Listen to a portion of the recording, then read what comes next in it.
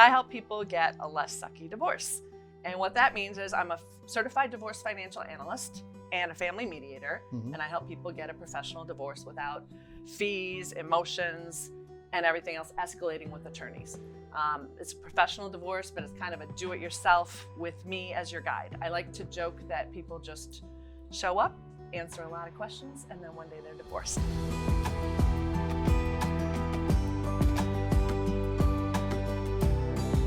Welcome to Connections. My name is Glenn Gould, and I'm here with my friend Gail Nankervis with Blue Skies Mediation. Gail, I know you, and we're friends, but our friends don't know you. So why don't you introduce yourself and tell us a little bit about what you do and what Blue Skies Mediation is all about. Okay. Hi, Peachtree City friends. I'm Gail Nankervis. Well, Glenn just told me that, but I moved to Peachtree City 2 years ago and continued the business I had in Florida while I was up here, which is Blue Skies Mediation. And I help people get a less sucky divorce. And what that means is I'm a certified divorce financial analyst and a family mediator, and I help people get a professional divorce without fees, emotions, and everything else escalating with attorneys. It's a professional divorce, but it's kind of a do-it-yourself with me as your guide. I like to joke that people just show up, answer a lot of questions, and then one day they're divorced.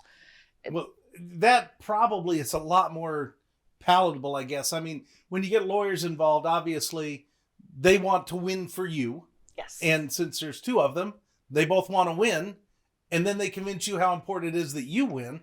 And I speak from experience. I had a divorce a long time ago, but I remember that my whole goal was I just want out. That's all. I don't want to argue about anything. I just want out. And sure enough, ended up arguing over a dog. I mean, that's just the way it works, right? But so you say you're from Florida. Yes. What part? St. Augustine. Oh, okay. I lived down there for 20 years. Yeah. Before that, Chicago. And what brought you to Peachtree City? Oh, gosh, it was a COVID move. Yeah. One of those, everybody's got their COVID story. Mine had to do with my mom lived here in Peachtree City. Her health was failing. And at the same time, COVID more or less shut down my business. So I had free time, if you will. Right. The people that work with me, Glenn, are reasonable people. The people that want to kill each other and spend $200,000 fighting with lawyers, they don't want to work with me. Gotcha. So during COVID, I said, you know what, let's make sure we still have a job tomorrow. Let's make sure somebody's home to take care of the kids while they're in school. Right. And so between that, freeing up some time and my mom's health is why I ended up moving up here. And my kids enrolled in the school here at McIntosh, and we love it. So how many kids? I've got 3 daughters. Okay. Only one is still at home. She's a senior this year. Yeah. And then 2 went back to Florida for college. And where are they in college? I've got a senior at University of Florida. Okay. Well, they're having a little rough year right Oh, now. yeah. She's taking the LSAT right now. Okay. So she's wants to be a lawyer. And then my middle daughter just started at University of South Florida, which is in Tampa, which if you look at a map, I'd like you to explain to me why they call that South, because I don't really consider it South, but somebody named it University of South Florida, and there she is. Well, I don't know why they call it South, but I went to USF. So. Oh, you did? Yeah, I did. I started here in a little town down in Phoenix City, Alabama, and I went to play golf. I didn't go to college. I went to be on the golf team, where I was number 6 on a team of 5 that won the national championship. But I was close, and I was pretty bitter that I didn't get on the team. So I went down to South Florida to play golf there, and never really did. I turned pro pretty quickly, but I lived down there for quite a while. Yeah, Tampa. Oh, I know love the it. area. It's a lot further south than Florida. It's a little further south than Central Florida. Because you got Florida and Gainesville, you got Central Florida and Lakeland. So I guess, but Lakeland's kind of close. But then you got South Florida. You know what? Now that I'm making the drive from Yep. the Atlanta area, it's a lot further south than I expected. That's for I still sure. look at the map of Florida and think, Yeah. well, it's not very south. And I got so focused on that. So what is she majoring in? Biomedical science. Oh, something easy. Yeah. Yeah. Yeah. And what's she want to do? She doesn't know yet. She's thinking about something with genes, DNA, Well, laboratory. She'll have a lot of opportunities with a degree like that. I mean, because obviously those are all very hot fields. So. Yeah. So let's get back to you and about being in Peachtree City. So you moved up here, and you got a daughter who's still at McIntosh, and she's going to graduate this year. Yes. Great. And then tell us about where. I mean, do you operate virtually? Where do you operate out of? How do people come to you and meet with you, or do you go to them? How does that all work? Most of my clients come from referrals. Can be found online. So if people are searching mediators in the area, they'll find me. I have a meeting, an initial meeting with the clients, whether they want to do Zoom, in person, or on the phone. And I do, we met at the Lunch and Go workspace. Right. So I do work there. Okay. And so can have in-person meetings when I want. But most of the time when I'm doing analysis, it's behind the scenes and I either go into the office there or work from home. Yeah. I have no boundaries at all, meaning that if somebody calls me at 8:00 at night and they're stressed out and they need to talk about what's happening with their spouse or what they just learned today from the person in line at Walgreens, right? Who put some. Everyone's an expert. Right? Everybody's an expert, and then everybody comes back and questions me. So my job is actually I have to play both lawyers. I have to be your advocate, and I also have to be your enemy and carry the news back and forth about, well, this isn't really what the law is. Now, I have to say, caveat, I am not a lawyer. I cannot provide legal advice. So we can read the statutes, and I've helped a lot of people get divorced, and so I know how things work out, but I cannot provide legal advice. Sure. So through the process, if anybody wants to check with lawyers, they do.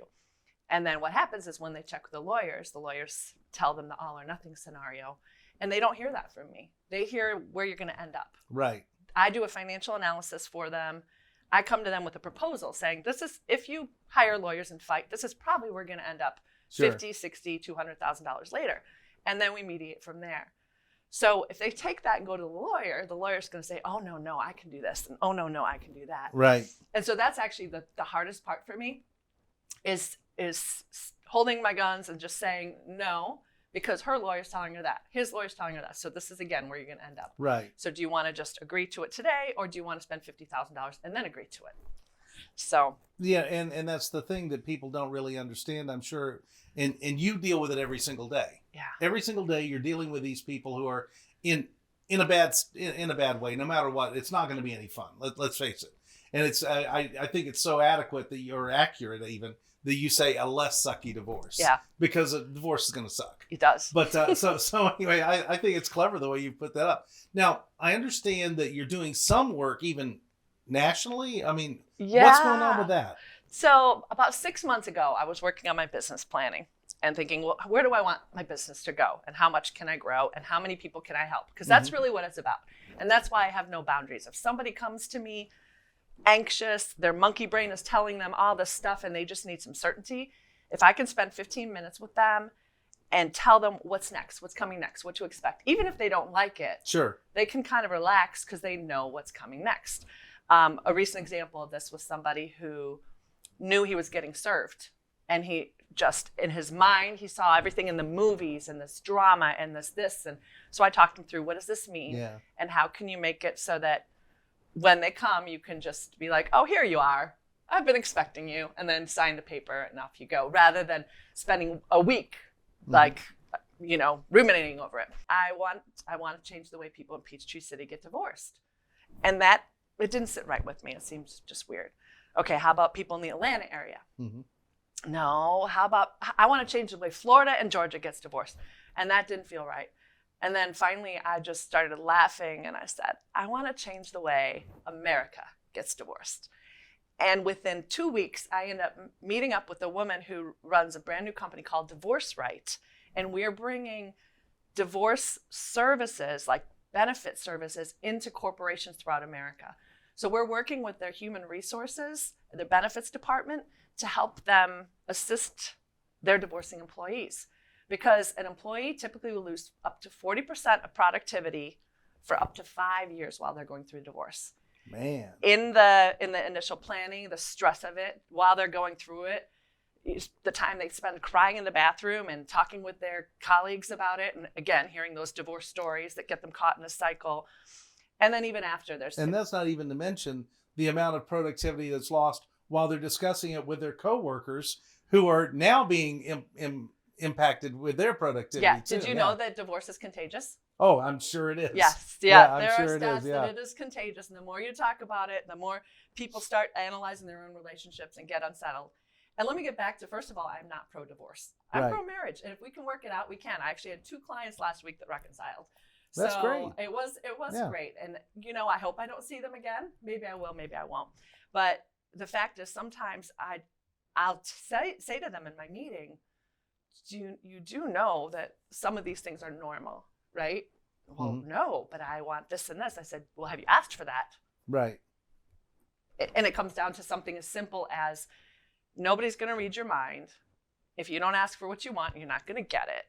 And then all of a sudden, well, I think we're going to go back to counseling. Yeah, so it goes back to the whole thing about communication. Even I know that people are told that the number one reason for divorce is money, but money is just a means of communication, really, within the marriage. So yeah, I can understand why that would make a difference. So how did you get into this? I mean, I've never even heard of a divorce mediator. Yeah, but how'd you get into it? Well, there's plenty of other divorce mediators, but there's not plenty other that do what I do with the financial side, right? So I'm a certified divorce financial analyst, and I started with that first. When I was going through my divorce, I was a financial advisor, so I was helping people with investments, long-term strategy planning, insurance, that kind of thing. And I got my designation as a certified divorce financial analyst. So it's a little letters after my name with little T and stuff. Take tests and all that. And I started thinking I would build my financial business focused on divorce. And I found out that quickly, there were too many other daily obligations. Right. And I really couldn't focus on that. And it was just, something nice that I did. And I realized I really want to help people with this because in my divorce, I helped do the finances for my ex and I. He trusted me implicitly, even while we were getting divorced. He knew my character. He knew that I knew more about finances, both for his business that I helped him run and for our personal finances. So he still trusted me on that. And I had to get really, really creative because his business, we'd both been working in it for years. So now I was going out on my own. Well, I can't have him sell the business to pay me out because then he's got no livelihood. Exactly. And that's not going to benefit our family, certainly not our children, if he's got no income. So how can we figure out how we can value the company and pay me out? So we got really creative with it. His business is thriving today. I continue to get a revenue stream from it because of what we decided. And, both of us have moved forward really, really well. And I thought if we had gone to lawyers or even a judge, they could simply just say, you owe her this amount of money. Mm-hmm. And then he has to go bankrupt trying to find out how to pay me that money or give me every last penny and neither one of you went at that point. And certainly, like you said, your kids wouldn't. Yeah. So I saw how creative I was during that process. Not manipulative or scheming, but creative. And we also used a mediator. And the reason I used a mediator in my divorce was because my husband was mean and scary. And I knew that if things escalated, he would try to make me homeless under a bridge. Right. I knew that about him. And he had said these things to me. He would be mean and vindictive and hire the for men only lawyer that just wants to see people living under the bridge. So I just tiptoed forward and I used a mediator and who just smoothed things over from time to time. It went so smoothly that when I was looking at my future, I realized I've got this financial component, but you know what I'm really good at? I'm really good at people. Mm-hmm. And I'm good at building connections and relationships and bringing people together and communicating. And so why don't I add that on to this financial expertise? So most people would go to a mediator for divorce, come to the table with whatever financial stuff they decide to bring. and then the mediator sort of starts fresh. I kind of tell people what to do. Okay. But it's an educated what to do. And obviously they have an opinion in it. It's their divorce. But we have back and forth and preferences, emotions, reality. I always have to bring reality back into it.